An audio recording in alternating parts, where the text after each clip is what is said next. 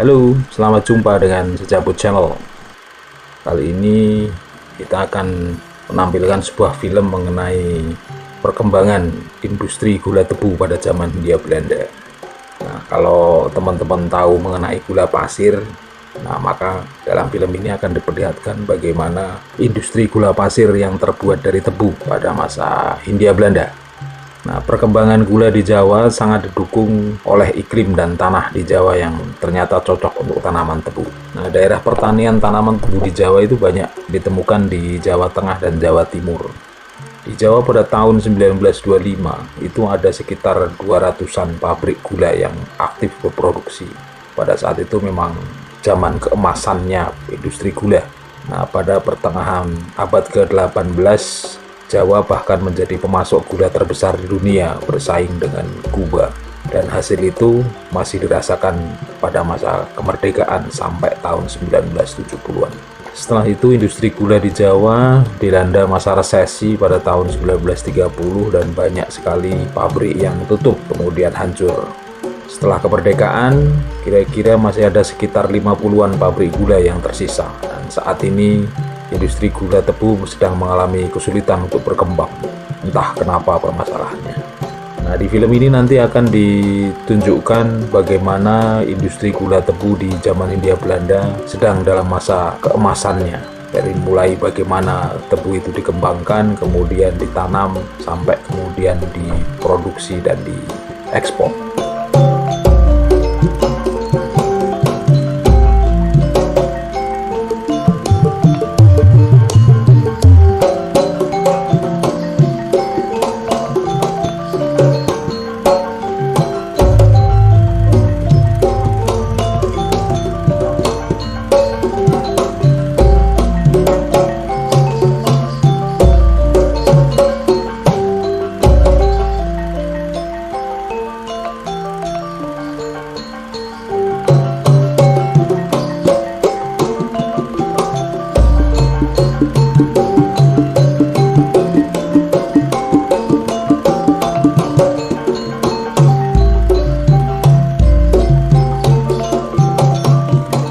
Pertama-tama ini adalah sebuah kantor stasiun uji industri gula di Jawa yang letaknya di Pasuruan, Jawa Timur.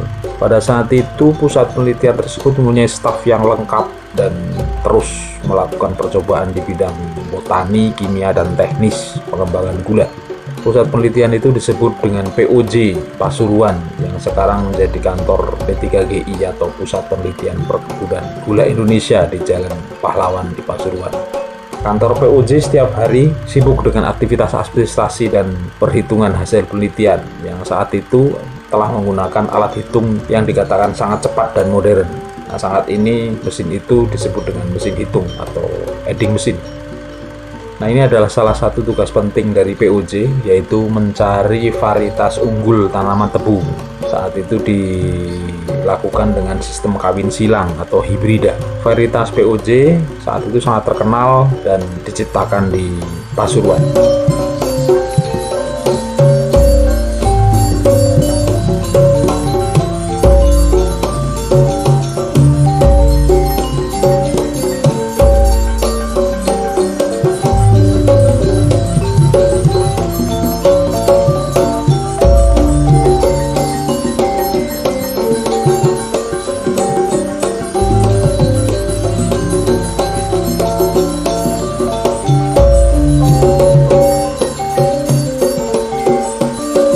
Pertumbuhan tebu membutuhkan 12 hingga 14 bulan untuk tumbuh. Biasanya penanaman tebu dilakukan bergilir dengan tanaman lain selama 3 tahunan. Ini adalah pekerjaan pengolahan tanah untuk ditanam tebu. Pengolahan lahan ini dilakukan khusus hanya untuk tanah sawah, namanya sistem Reynoso. Tebu ditanam di dalam got-got yang dalam, bahkan pada beberapa titik bisa mencapai kedalaman 10-100 meter. Hal ini karena tanaman tebu adalah tanaman yang butuh air tetapi tidak suka terlalu banyak air, sehingga membutuhkan got-got untuk drainase. Tanaman tebu cukup toleran terhadap penggenangan sesaat, tetapi air harus cepat dibuang kembali dan hal itu membutuhkan sistem drainase yang baik. Sistem ini ditemukan sejak zaman Belanda, dinamakan sesuai nama penemunya, yaitu Reynoso. Nah, ini adalah kebun bibit di mana bibit diperoleh dari bagian atas batang yang sudah dewasa. Ini adalah para wanita yang mempersiapkan bibit untuk ditanam di lahan dan terlebih dahulu dioleskan hormon untuk mempercepat penumbuhan akar. Ini adalah proses penanaman yang kebanyakan dilakukan oleh pekerja wanita. Ini adalah proses penyiraman yang juga dikerjakan oleh pekerja wanita dan dibantu dengan anak-anak. Nah, ini adalah pekerjaan pemupukan di mana dilakukan oleh dua orang, yaitu di depan adalah orang yang membuat lubang atau menugal, dan satu lagi orang di belakang yang meletakkan pupuk ke lubang yang baru saja dibuat oleh orang pertama. Sambil memupuk dilakukan juga penyiangan atau mencabut rumput-rumput yang tumbuh di sekitar tanaman. Ini juga sering dilakukan bersama pekerja anak-anak. Setelah kebun mulai membesar, maka tanaman akan mulai ditimbun agar rumpun tebu semakin banyak dan pertumbuhannya menjadi semakin baik.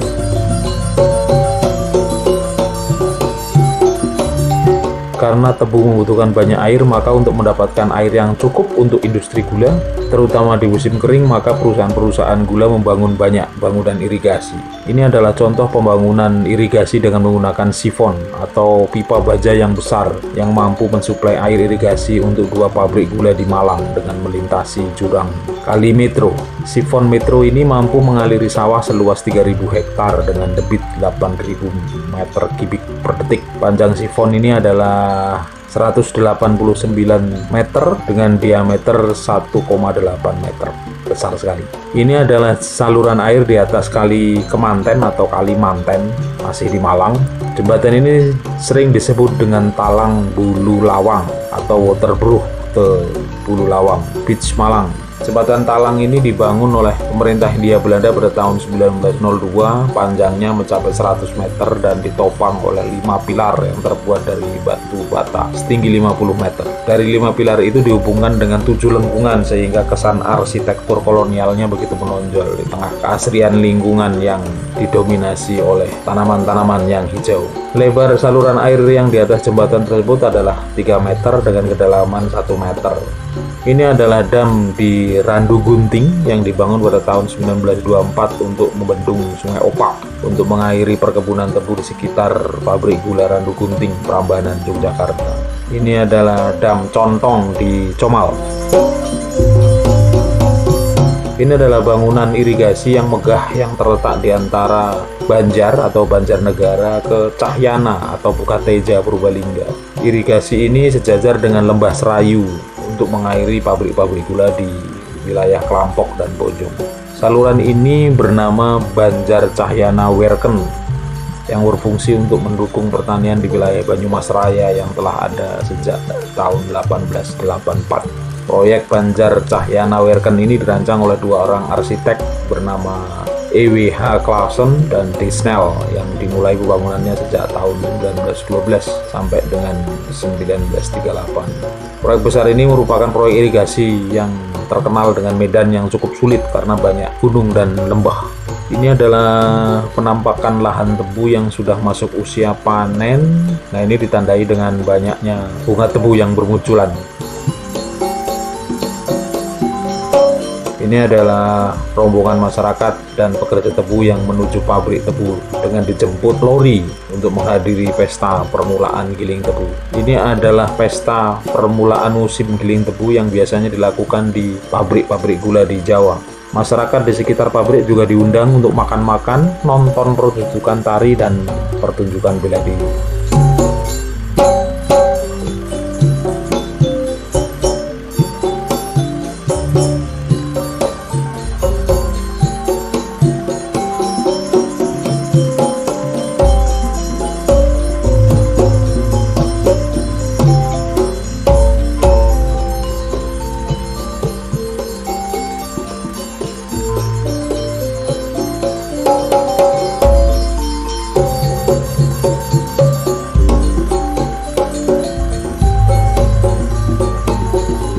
Ada juga lomba mengikut koin untuk anak-anak yang sampai sekarang juga masih banyak dilakukan. Bahkan ada lomba yang berujung basah-basahan bagi pesertanya. Setelah pesta penggilingan, maka pekerjaan akan dilanjutkan dengan pekerjaan yang sulit, yaitu pekerjaan di bagian keuangan.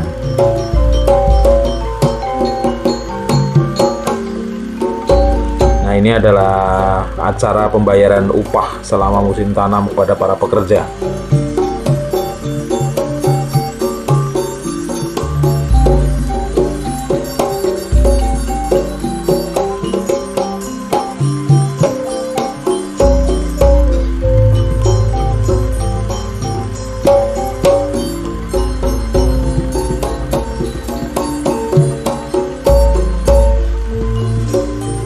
Di setiap akhir musim tanam, para pembesar kebun akan berkumpul untuk melakukan pembahasan laporan tahunan.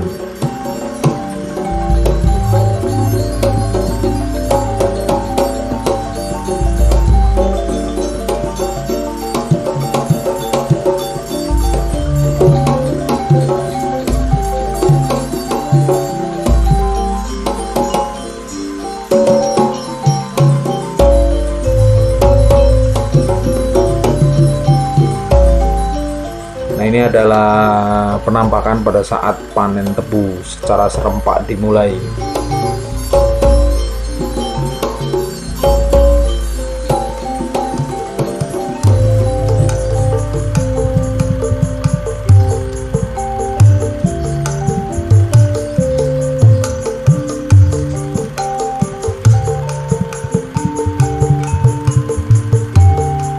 Nah, lalu lintas tebu pada saat ini sangat masif. Ini adalah diantaranya di jembatan di Randu Gunting.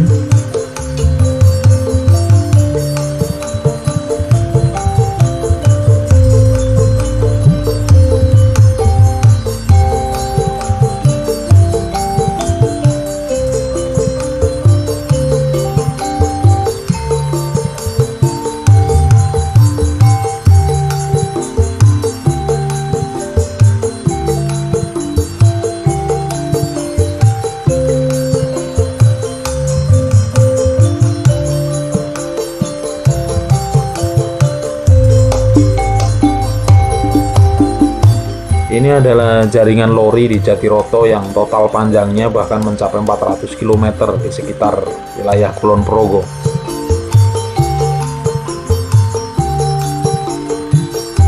Beberapa pabrik masih mempertahankan pengangkutan dengan menggunakan gerobak sapi. Ini banyak sekali gerobak sapi yang bergilir untuk masuk ke dalam pabrik. Nah, ini adalah pabrik gula Comal yang dibangun pada tahun 1830-an. Pabrik gula ini telah mengubah kondisi ekonomi di wilayah Ampel Gading dan Comal menjadi lebih baik.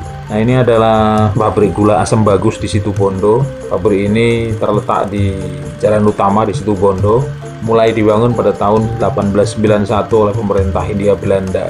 Nah, di tahun 1957 pabrik gula Asem Bagus dinasionalisasikan dan kini dikelola oleh PT PN 11.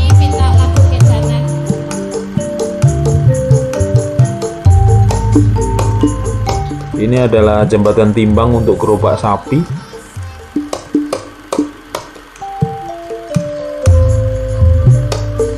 Terlihat kedatangan kereta tebu juga di jembatan timbang.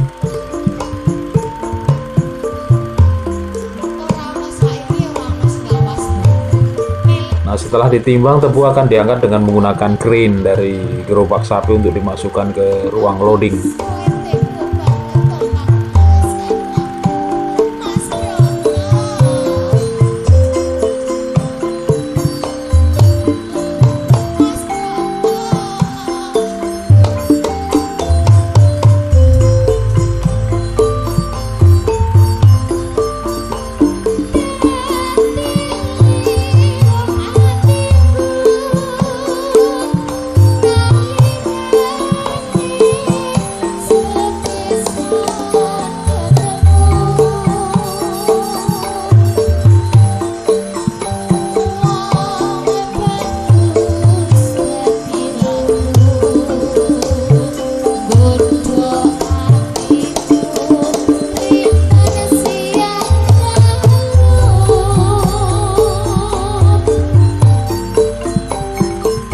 ruang loading, pabrik ini menggunakan reed rake atau loader, semacam tangan mekanis untuk mengontrol masuknya tebu ke konveyor pengangkut.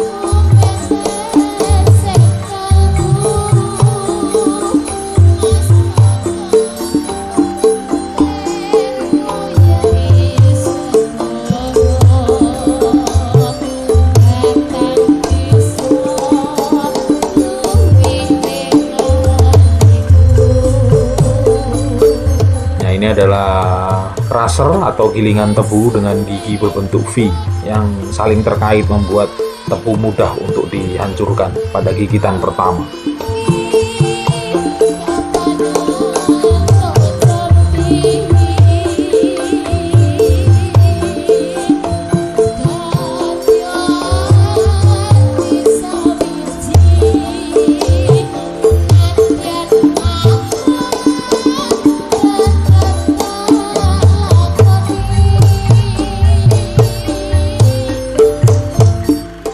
Tebu dipres yang akan menghasilkan ampas. Ampas ini digunakan sebagai bahan bakar dan diangkut langsung ke perapian. Dengan terlalu banyak ampas, maka ampas ini juga dipres menjadi bal-bal yang nantinya akan digunakan sebagai bahan bakar cadangan. Ini adalah suasana di laboratorium yang ternyata sudah banyak ditangani oleh staf pribumi. Boleh juga nih. Oke, ini adalah ruangan pemeras tebu murni yang dimasukkan ke dalam stasiun penguapan dan dimasak untuk kemudian diuapkan agar menjadi kristal.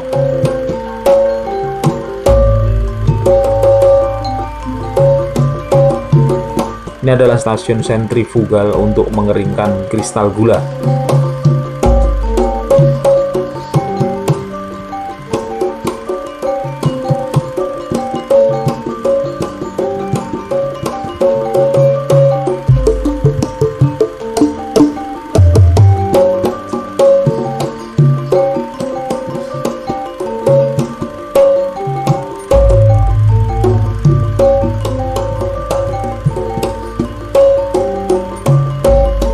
Ini adalah bagian pengemasan gula kristal.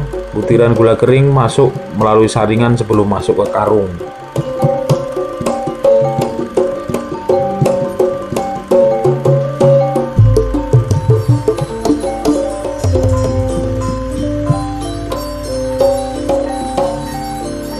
Nah, berat karung secara akurat ditimbang menjadi 100 kg per karung.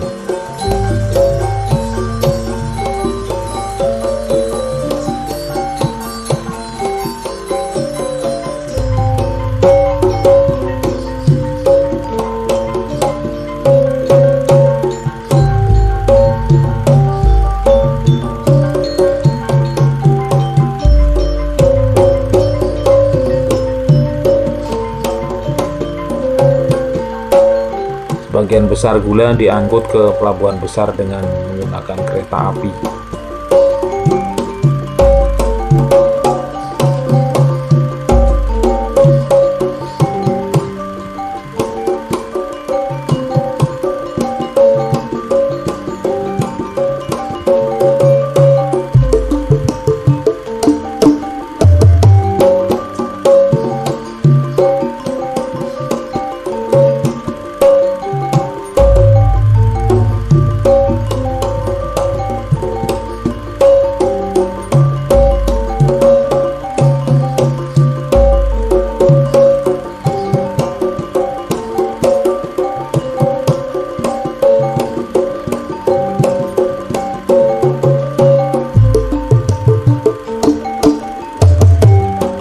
Ini adalah kota Surabaya, di mana kereta barang gula merapat sampai ke pinggir kapal di Tanjung Perak.